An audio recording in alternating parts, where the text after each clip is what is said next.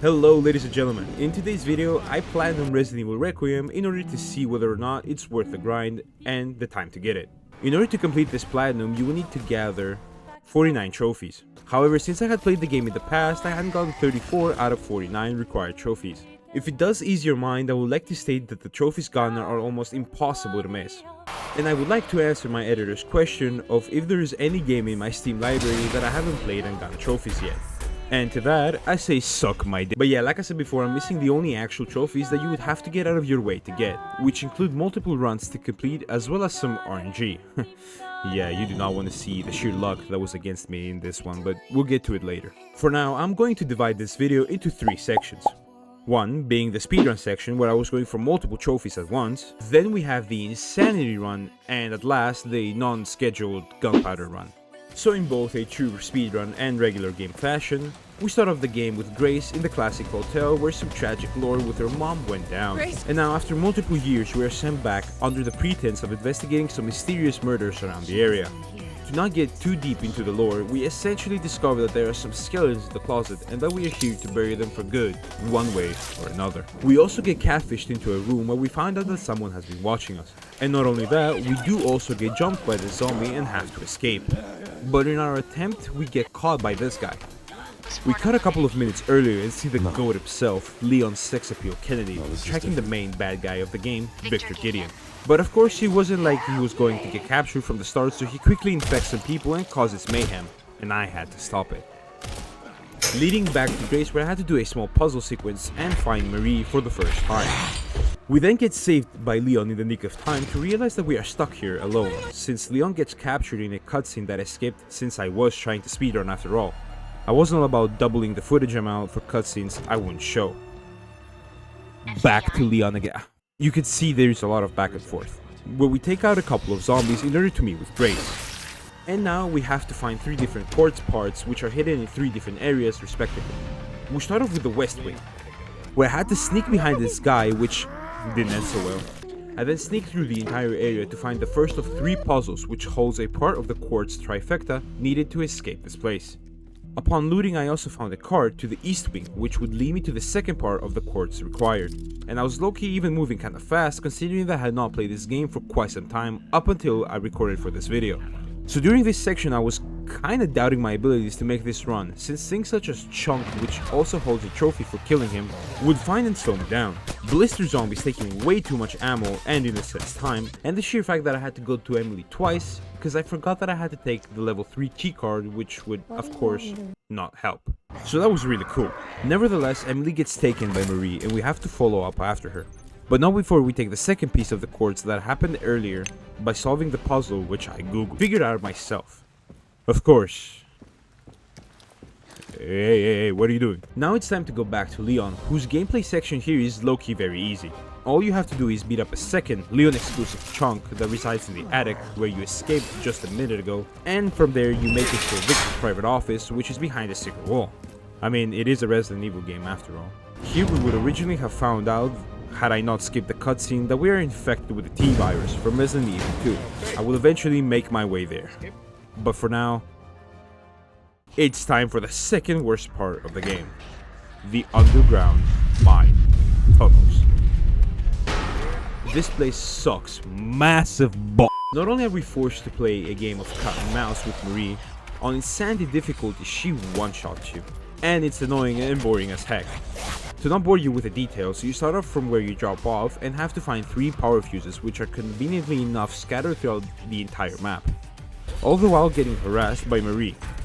Editor, do that one section meme here. After getting the illusion of killing Marie, we take Emily and escape, since upon killing Marie we get the third and final quartz item we need to escape through the back door. After we leave, alongside from dropping my frames to just barely playable cause path tracing and forest has been giving hardware frame rates problems since the dawn of man. Nevertheless, we find that there is still some more underground stuff going on where we find Victor auto-destructing the facility and we have to escape via helicopter, and the whole reason we went there was for the keys of course. Since there has never been a successful exit in these types of games for at least the last decade, which was 2016 by the way, we crash land and need Leon to survive via some amazing auto-aim snipes to the prefrontal cortex, since I am playing this game on casual mode where there is undisputable aim assist. Why am I playing on casual, you ask? Remember at the start of the video where I said that I was going to be doing multiple trophies at once in the first run? This is because aside from completing the game under 4 hours by releasing Elpis and therefore getting the actual yet longer ending, I'm also doing the whole game without healing at all, either as Grace or Leon, as well as not using the blood collector at all, for a grand total of 3 amazing trophy pops at the end. Good thing is I am allowed to buy armor without voiding the healing trophy at all. Back on the church, we hold out some infected as Leon so that Grace can escape and go underground and take out Marie once and for all. Upon escaping, however, we found out that Emily has mutated. It's later explained why, don't worry about it. We do have to step in and save Grace from her. RIP for real. Hit up the quick fast travel to Raccoon City after we get introduced to Xeno, which for the OGs is a Western copy, I think both metaphorically and literally. But what do I know? I started from RE7. Welcome to the family, son. Here in East Raccoon City, aside from a giant-ass spider attacking us, we need to build a small bomb to get to the city center where everything lies. And here we have to get to 3 different areas in order to get 3 different things, and while I was doing that, I got the credit where credit is due trophy for spending 200,000 credits universally across all of your games. And upon getting the different components for the explosives, we head out, only to get ambushed by the homie Victor once again. Here, I guess you could say that the balance of realism and action totally break. But to be honest, I don't really care since this section here is super cool. Upon defeating Victor in the bike sequence, we get thrown into the RPG where Leon has some flashbacks of the past. And I guess Mr. X popped out of nowhere too, thinking he could get revenge or some shit. Regardless, since we are not able to properly fight him for now, we just have to flee and get ready to actually fight him. The fight itself is not really hard once you get to know his attacks, but it is one of the best one in the series without doubt. Now if you played Requiem, you already know that I've skipped a small little section of the game previously. If the underground section as with Grace is the second worst part of the game, let me introduce you to number 1, the orphanage. Where you play as Emily and essentially recreate some potential events that occurred. I don't really know. What I do know is that this part also sucks donkey crack, so I'm gonna do everyone a favor and skip past it. The reason is that the main lab of Umbrella is still functional underneath the orphanage, and that's where we need to head out and find a new type of enemy who gets shown once and never before, the pot plants. Am I even allowed to say pot on YouTube? The lab section is low-key pretty simple. All you do is confront one of the bad guys. It doesn't go well, you make it by the skin of your teeth and then have to find your way back to get to the final boss fight. The way you do this is by splitting up Leon and Grace once again. Grace has to sneak through the enemies whereas Leon goes through them. The main enemy type here are the Lickers, which are ridiculous on its sanity but fairly tame on casual, though are still not to be underestimated. You have to find 2 balls to enter a large room which contains one of my final collectibles, though I did not know that at the time since I was not going for the collectible trophies. And in that room, Grace realizes the code for Elpis and how to move onwards. On Leon's side, you pretty much repair an elevator and go straight to the final boss fight. Only after Grace types the password to unlock Elpis, which is Hope. Like damn, so many years and attempts only for the password to be Hope. Some next level of rage bait right there. Now, as Leon, we get cured in a cutscene and fight Victor Gideon one final time. And honestly, I started really well, but on that second stage of the fight, I messed up a couple of times. And upon deaths, messed up runs, and many more, will we get the trophy? Oh my!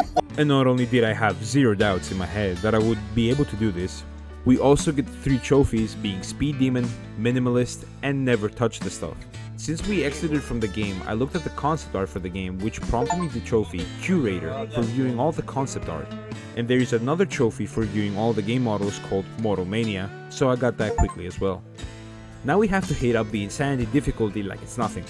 Since by itself it's rather fairly difficult, I decided to bring along some help in order to level out the playing field. It was really nothing crazy. All I gave myself via the bonus content, by the way, was infinite Requiem ammo.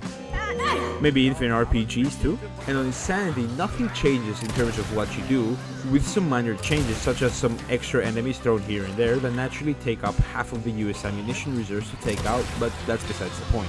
While I was here, I also had to tackle the rest of the trophies. So let's take a good look at those. But just before we do though, I just wanted to say that these motherfucking zombies out here quickscoping me as soon as I enter the game sequence. Like what the heck, homie? Anyways, the first of many trophies that popped was the old-fashioned way, for saving the game as grace with the save ribbons. Since I had played on moderate difficulty before, I never got the chance to actually get this trophy, so here it is. From there we move on to Gracing Goliath for taking out the giant turd running around the hospital. Of course, this was done with the sponsor of this video, the Requiem. You thought I'd drop a sponsor here, didn't you? With Rage Shadow. And then we have the most stupid RNG trophy I had the displeasure to get. We need to make this zombie with its penis in its hand. Pause. Smack the life out of this young lady in order to get the trophy Internal Dispute. The problem is that on everyone's attempt this would go according to plan, except from me.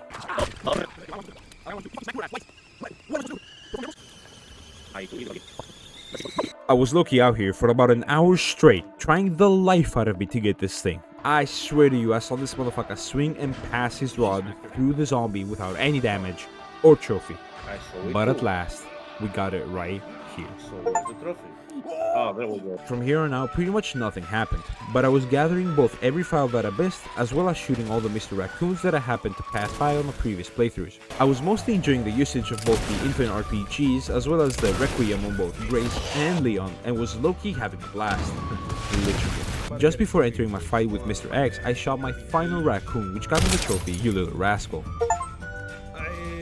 After my fight with Hunk, I got shit on by the two grunts that spawned after defeating him, and then we essentially switched to Grace for the final two trophies from her section. One from gathering 5,000 blood samples called Bloodlust, as well as getting my final file for the Case Closed trophy.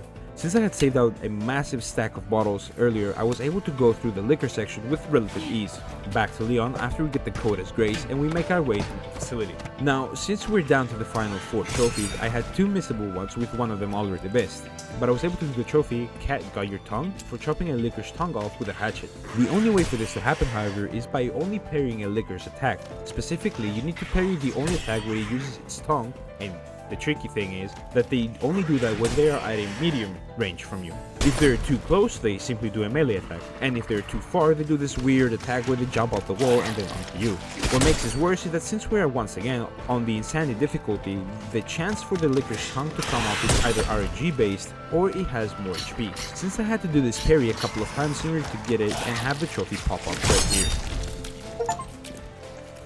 The only thing that remains is to complete the run, which is super easy because we have the RPG, so the final boss fight was entirely negated. And upon skipping the cutscenes, we get a double trophy pop for beating the game on both Insanity, but as well as on the standard classic difficulty. We then had to do a brand new replay of the game since I didn't make any saves on my previous runs until it was too late. Since the only way to get small gunpowder is at the bomb collecting area of Raccoon City.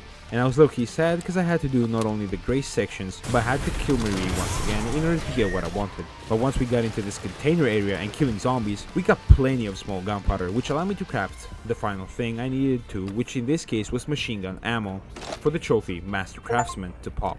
If I had to answer the question of whether or not the game was worth it, I'd say it is. Since the majority of the trophies can be gotten by natural gameplay without ever looking at a trophy board, it will make your first run an enjoyable experience and then you can follow up on subsequent playthroughs regardless in the first place. Add all the extra fun things you can play with, such as infinite ammo, which eases the insanity scaling by a mile. So yes, I would recommend you go and do it yourself if you haven't already and maybe thinking of doing so.